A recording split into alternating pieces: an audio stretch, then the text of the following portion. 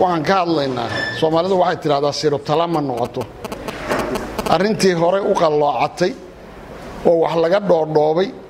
oo la rabay inta dambe oo hadda maaragtay wali aan qanacsanayn in la qanciyo in haddana ekfashin lagu abuurayaa noo muuqata saddex qodobba waxbaa ka qaldan wixii lagu heshiiyey marka hore waa lacag maray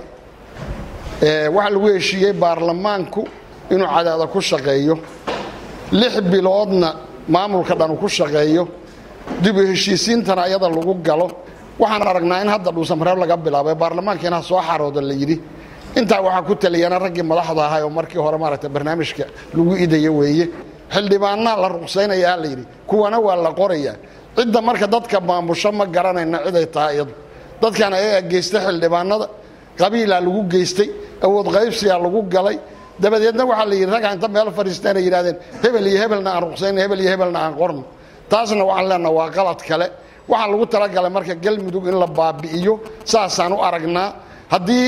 ay raalli ku noqdaan dadku in la baabi'iyo annagu kama ahin raalli in la baabi'iyo laakiin qaladna inaan qaadanana raalli kama ahin waxaan leenahay inta ha laga fekero ragga sirta wado inta dadka wuxuu sheega hoos haddana shawrka hoose u gelayaana in maanta aan waxba qarsoonayn oo wixii la sheego daqiiqadiiba la helaya ha ku talagaleen annagu intaasaan leenahay waxaan leenahay wanaagga ha lagu socdo ha laga daayo qayaanada dadka مسؤوليات با إذن سارن مسؤوليات إذن سارن كل رقم وحيد لقيه شيء وحكون رقم واحد ضدك وشيكتين كل صعدة هذا أكمرتان واشقاء دينك إدين تعالى ندين لنا والسلام عليكم ورحمة الله وبركاته شركة وحول قساب سيهي ما دام أنها يضياش الريحة السليبان ما هن عدد كلية ملك استوى أن شوقنبا وعن طبعا الظلمي ظلمي قال الريحة السليبان تبتين بان هذا كان شركة إلا قبطمان تكياني وحول يا شركة سو ballan baa la lahaa ballan darana waa diin daro markii hore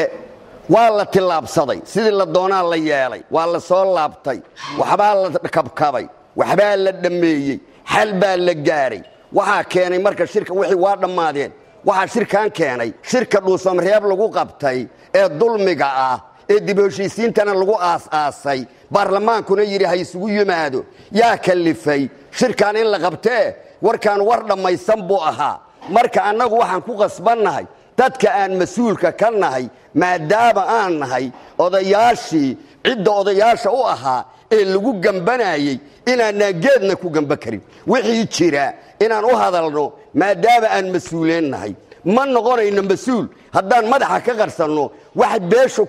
looga qaldan yahay haddaan ka gambanno mas'uul noqon mayno waa inaan u hadalnaa oo aan taabannaa meesha wax ku jiraan shirkan saasaa lagu qabtay mana aqbali doono mana yeeli doono mana aqbali doono geed dambana lala geli maayo cadka ay leeyihiin baanu doonaynaa ayadaan rabnaa mana ka leexanayno waxa intaa weheliya sida walaalhay u sheegeen baarlamaanaan bedelay ayagu shaqalba kuma leh annagaa bedelkeeda leh annagaa keenisteeda leh war hanagu qaldaminine waxbaan garanaynaaye hanagu luminina intaas iyo nabadgelyo maadaama aan nahay meeshii galmudug hooyada u ahayd aabbahana u ahayd oo lagu dhisay oo lagu aqoonsaday oo tilmaanteeda la garanayo oo buuxda wixii annagu aan haddii la yiraahdo ka hadli weynana aad moodo kuwa kale inay nagu fiirinayaan oo isleeyihiin odageedii ma ka hadlo hooyadeedii ma ka hadasho intaasaan ka hadli doonaa waxaan uga hadlaynaa galmudug badbaadadeeda haddii la yiraahdo wax ku oolkeeda jiritaankeeda oon dareemayno dheeli in la gelinayo lagu tumanayo nidaamkeedii oo uusan ahayn siday ku dhismi lahayd ama ku dhaqmi lahayd sida ay hadda ku socotaa waxaan ka hadlaynaa galmudug waxbaa looga heshiiyey wixii looga heshiiyey oo beelaha galmudug dhistay oo 11 beelood ay ku heshiiyeen oo ama xeer hoosaad ahaa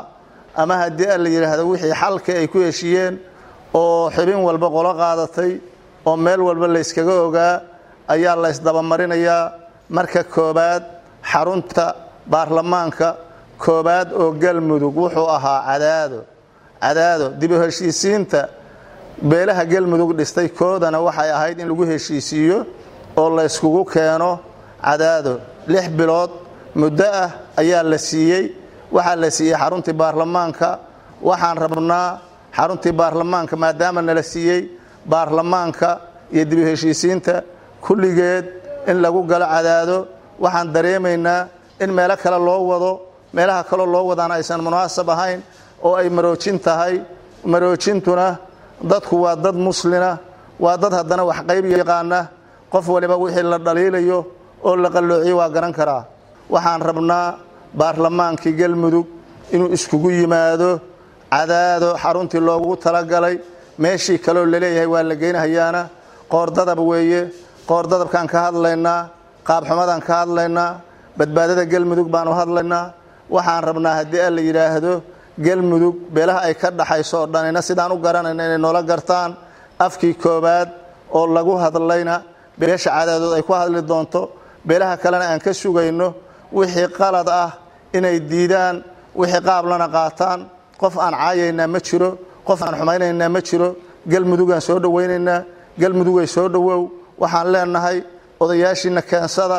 xildhibaanadiina keensada gogashii nabadeed ayaan ku baaqaynaa dib heshiisiintan awalay ballan noo ahayd waxaan rabnaa inaan ka hadalno arrimaha laga dhawaajiyay meesha la yiraahdo Jabuuti lagu soo gaaray xamar la soo mariyay Cadaado soo gaartay xogaa markii hore khilaaf ka dhashay khilaafkaas oo aan lagala tashan